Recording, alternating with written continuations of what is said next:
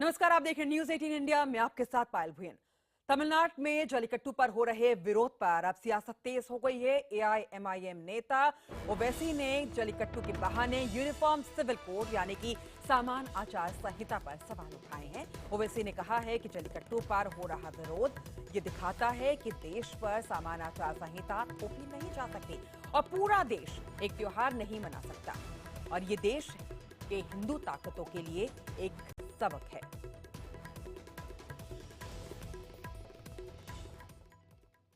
AIMIM नेता असदुद्दीन ओवैसी ने tweet कर कहा है कि जल्लीकट्टू पर विरोध हिंदू ताकतों के लिए सबक है। इस देश पर सामान आचार संहिता थोपी नहीं जा सकती और पूरा देश एक त्योहार नहीं मना सकता, ये असदुद्दीन ओवैसी ने अपने ट्वीट के जरिए कहा है।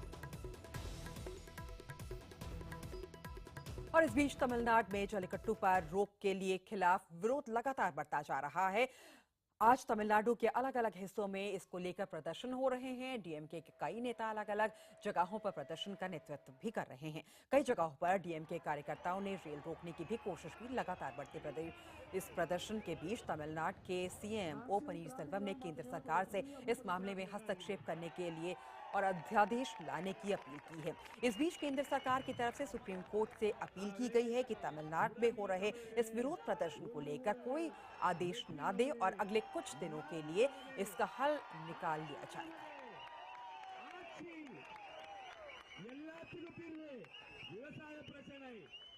The central government and the state government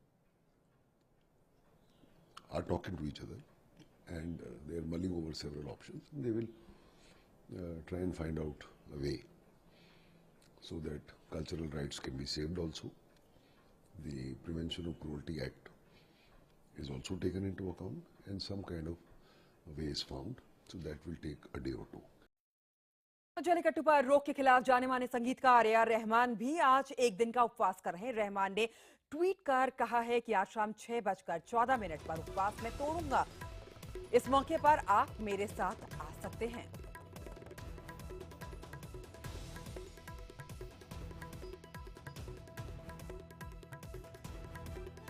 और हमारे सहयोगी अमिताभ सिन्हा न्यूज रूम से इस वक्त हमारे साथ जुड़ रहे हैं। अमिताभ, जिस तरीके से असदुद्दीन ओवैसी ने ट्वीट करा है और ये कहा है कि पूरा देश में यूनिफॉर्म सिविल कोड जो है वो लागू नहीं हो सकता, क्या इसे उत्तर प्रदेश में जो चुनाव हो रहे हैं उससे जोड़ के देखा जाना नहीं चाहिए? पर अगर चुनावी मौसम में ऐसे बयान आते हैं तो इसका संदेश और संकेत साफ होता है कि अपने वोट बैंक को और अपनी तरफ खींचने के लिए, उनका ध्यान खींचने के लिए ऐसे बयान दिए गए हैं, खासकर ट्वीट करके जाहिर तौर पर। और अगर जल्लीकट्टू के खिलाफ बयानबाजी करनी होती है तो अगर सुप्रीम कोर्ट का फैसला उसके खिलाफ कर नहीं सकते, लेकिन उस बहाने समान आचार संहिता की बात कर रहे हैं जो बीजेपी और आरएसएस की कोर आइडियोलॉजी का एक हिस्सा है। तो जाहिर तौर पर अगर बीजेपी का निशाना साधेंगे तो उनकी नजर अल्पसंख्यक वोट बैंक पर ही होती है और ओवैसी उत्तर प्रदेश में अपने दमखम पर चुनाव लड़ने की तैयारी कर रहे हैं। हमारे साथ बने रहिए। हमारे साथ इस वक्त बीजेपी नेता नलिन कोहली साहब भी इस वक्त जुड़ चुके हैं। नलिन सर, जिस तरीके से असदुद्दीन ओवैसी ने ट्वीट करा है और कहा है कि ये हिंदुत्व ताकतों के लिए सबक है और यूनिफॉर्म सिविल कोड जो है पूरे देश में लागू नहीं हो सकता, क्या कहना चाहेंगे? आपकी पहली प्रतिक्रिया? इसको कई नजरों से देखना पड़ेगा। पहली बात तो ये है कि जल्लीकट्टू और यूनिफॉर्म सिविल कोड साथ थोड़ी ना दे सकते। यूनिफॉर्म सिविल कोड इंसानों के अधिकारों की बात है, तो क्या आप उसको जानवरों के साथ जोड़ने वाले हैं? तो मुझे समझ नहीं आया कि ओवैसी साहब ने जबरदस्ती कैसे जोड़ा, और मतलब ये एक अजीब बात है। दूसरी बात है कि सुप्रीम कोर्ट का जो आदेश आया है कि आप जो है धर्म को नहीं खींच सकते, तो ओवैसी साहब की दिक्कत ये है कि उनकी पूरी जो राजनीति है वो सिर्फ मुसलमानों को अपील करने के लिए, धर्म के आधार पे भय पैदा करने के लिए उस प्रकार की राजनीति है। तो वो कुछ ना कुछ मौका ढूंढ रहे। दुनिया गोल है तो कुछ भी जोड़ने का एक प्रयास किया जा रहा है। जल्लीकट्टू का यूनिफॉर्म सिविल कोड से लेना देना नहीं है। यूनिफॉर्म सिविल कोड पे कुछ हो नहीं रहा है। नलिन कोहली सबसे साहब, महत्वपूर्ण बात है आपके जो विरोधी है वो ये कह रहे हैं कि जिस तरीके की राजनीति यहाँ पे असदुद्दीन ओवैसी कर रहे हैं, इस तरीके की जानबूझ के राजनीति कराई जा रही है उनसे ताकि बीजेपी को इसका फायदा पहुंच सके। अब जो ये कह रहे हैं वो अपने आप में बड़े, या तो अपना होश खो बैठे हैं, क्योंकि असदुद्दीन ओवैसी और भाजपा कि कहीं दूर दूर तक मेल नहीं होता। एक उत्तर है, एक दक्षिण है, कि पूरब है, कि पश्चिम है। ऐसे हम लोगों की दूर है। हमारे विषय अलग हैं। हमारे विषय वहीं मिल सकते हैं जहां पर जो हर भारतीय नागरिक का हो सकता है, जो संविधान पे जो बातें हैं। जो यूनिफॉर्म सिविल कोड की बात है, वहां पर कोई सरकार तो मूव लाई नहीं है।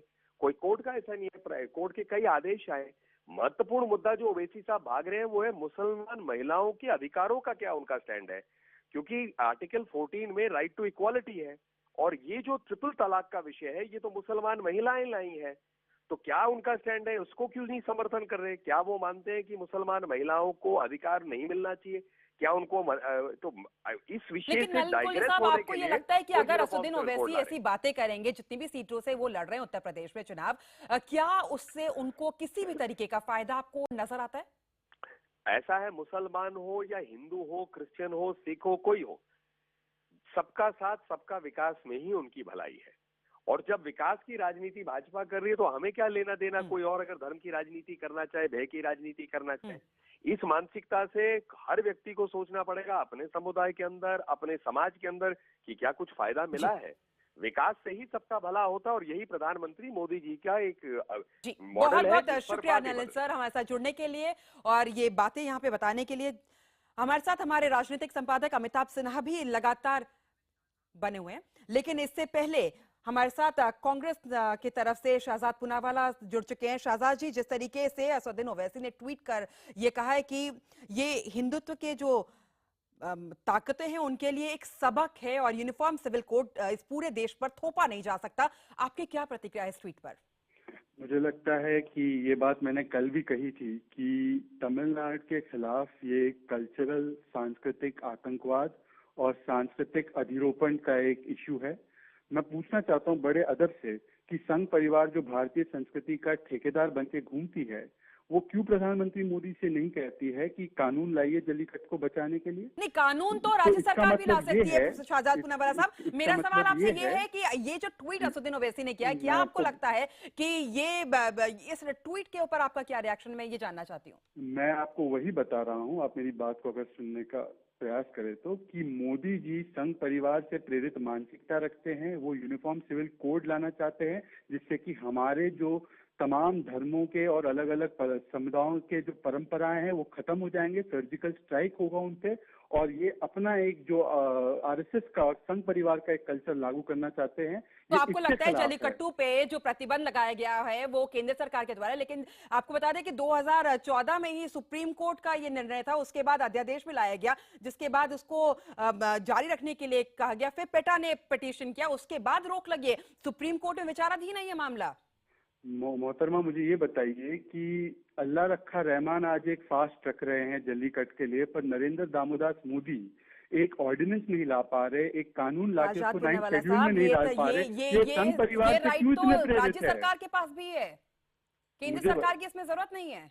मोहतरमा, आपको ये पता होना चाहिए कि जब राज्य सरकार ऑर्डिनेंस लाएगी उसको प्रेसिडेंट के पास, सिग्नेचर के पास जाना पड़ेगा, तो प्रेसिडेंट अल्टीमेटली तो कैबिनेट के निर्णय पे फैसला करेंगे, तो वो बॉल जो है वापस से मोदी जी के कोर्ट में आएगी। संघ परिवार भारतीय संस्कृति के बारे में पहला कदम तो शायद यहाँ पे राज्य सरकार को लेना पड़ेगा। बहुत बहुत शुक्रिया शहजाद पूनावाला साहब। हमारे साथ हमारे राजनीतिक संपादक अमिताभ भी जुड़ चुके। अमिताभ, जिस तरीके से असदुद्दीन ओवैसी ने यहाँ पे ट्वीट करा और अभी राजनीति भी इसमें गर्म हो गई है, क्या लगता है, जैसा कि नलिन कोहली साहब भी कह रहे थे, जल्लीकट्टू और यूनिफॉर्म सिविल कोड, कोई तालमेल है इन दोनों में क्या? देखिए, दो चीज़ साफ है, कोई तालमेल हो ना हो, लेकिन चुनाव के समय ये धर्म से जुड़ी हुई बातें करने के लिए आपको याद होगा चुनाव आयोग ने कुछ दिन पहले ही, पिछले हफ्ते ही, साक्षी महाराज को, जो बीजेपी सांसद ने काफ़ी लताड़ लगाई थी, उनको सेंसर किया था। पिछले 2 दिनों में बीजेपी के विधायक, सरधाना से विधायक संगीत सोम के खिलाफ कुछ मुकदमे दर्ज हुए हैं क्योंकि उन्होंने कुछ दंगों से जुड़े पुराने वीडियो दिखाए थे।